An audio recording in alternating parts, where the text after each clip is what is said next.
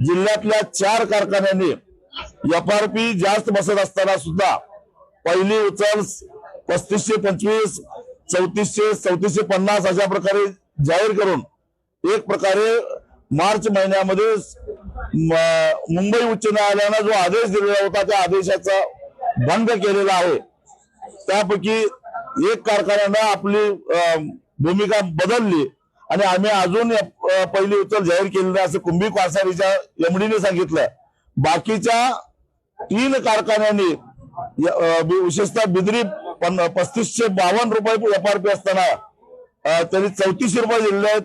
भोगावती जाहीर केलेला भोगावती कारखान्याची एफआरपी 3600 रुपये असताना त्यांनी 3400 रुपये जाहीर केलेले आहे।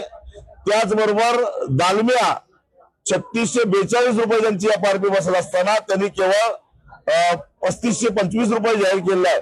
हे बेकायदेशीर आहेत, नियमबाह्य आहेत, कायदा धाब्यावर बसून हे अशा प्रकारे करतात। त्यामुळे हे बेकायदेशीररित्या चालू असणारे कारखाने कायदा हातात घेऊन आम्ही बंद पाडू, प्रशासनानं आमच्यामध्ये येऊ नये असा इशारा आम्ही दिलेला आहे। माझी पालकमंत्र्यांना, महाराष्ट्राच्या मुख्यमंत्र्यांना विनंती आहे, एक तर कायदेशीररित्या गेल्या वर्षी तुटलेल्या ऊसाचा आरएसएफ प्रमाणे हिशेब व्हायला पाहिजे होता, तो झालेला नाही। आमच्यावर कायदेशीररित्या साखर कारखान्याने संघटितरित्या अन्याय केलेला आहे।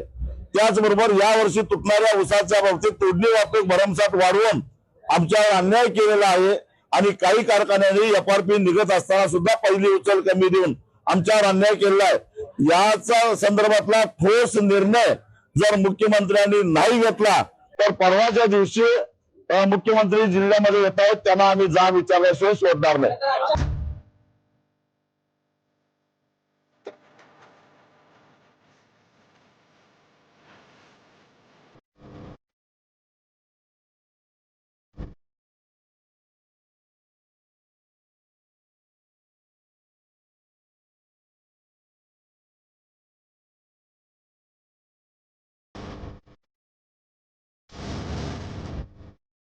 आपल्या परिसरातील घडामोडी जाणून घेण्यासाठी आत्ताच चॅनलला सबस्क्राईब करा आणि बेल आयकॉन क्लिक करायला विसरू नका।